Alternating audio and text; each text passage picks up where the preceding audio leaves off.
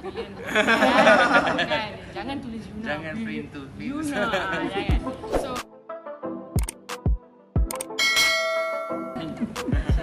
tengoklah macam ada no plans to nak balik LA lagi. Sekarang busy sikit lah, busy dengan recording, busy ada shows. Alhamdulillah dapat lah duduk kat Malaysia ni, busy dengan parents, busy dengan menjaga mak, kucing. So bagi I memang ni a dream come true lah sebenarnya, dapat balik Malaysia and then terus berkarya, terus bekerja dekat Malaysia.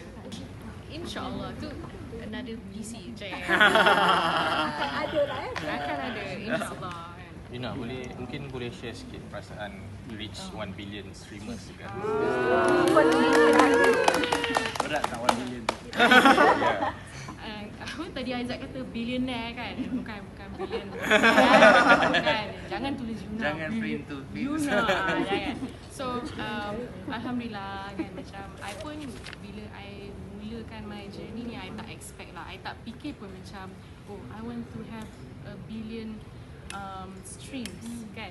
Yang I pernah nampak orang reach billion streams, saya ingat lagi adalah kawan I who's a rapper, G-Eazy, and dia pernah announce dia dapat satu lagu je dah billion streams. So macam wow, macam mana rasanya dapat 1 billion streams from one song kan.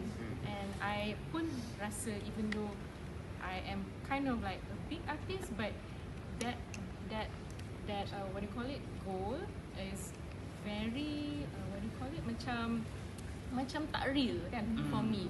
So tak apalah, and for me as long as orang masih dengar lagu I and masih streaming, I syukur, I happy alhamdulillah kan. So bila dapat news tu pun I pun tak sedar, it's fans yang bagi tahu kan. So bila fans bagi tahu, oh Yuna, you congrats on your 1 billion streams, macam really? So bila tengok balik macam oh okay, dah kita dah reach kan. That it's not even a target, kita dah reach lah benda tu secara tak langsung kan. I just buat music for fun with friends, for myself. Kiranya ni a nice bonus lah kan for my career, and it's also for Malaysians juga kan. So I'm just happy that sekarang kalau I buat lagu pun I masih ada fans yang Malaysians yang akan stream lagu I. Kalau first of course US besar kan, tapi second is always Malaysia yang akan stream. Angka 1 bilion tu sebagai hadiah selepas bertahun-tahun berkarya ataupun satu permulaan baru untuk Yuna sendiri? Maybe a little bit of both kan, because maybe lepas 1 billion ni is a new chapter for me kan. So apa I nak buat dengan masa I lepas reach 1 billion Trillion? Itulah kan, road to trillion.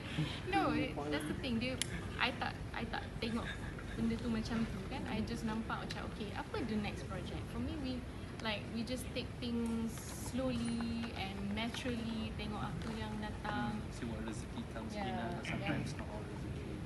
Betul kan. So macam I balik Malaysia pun tengok rezeki apa yang ada. Okay, I ada time ni, macam ni rezeki I lah kiranya. I dapat work with Aizat and SOG, and in the future kita tak tahu kan. So take it day by day. But I'm very happy lah to know that yang 1 billion ni is proof that even though I'm independent, I can still benchmark tinggi kan.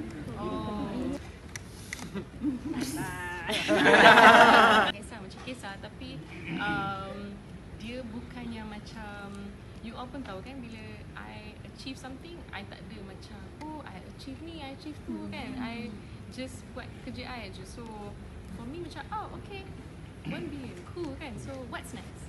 What's next?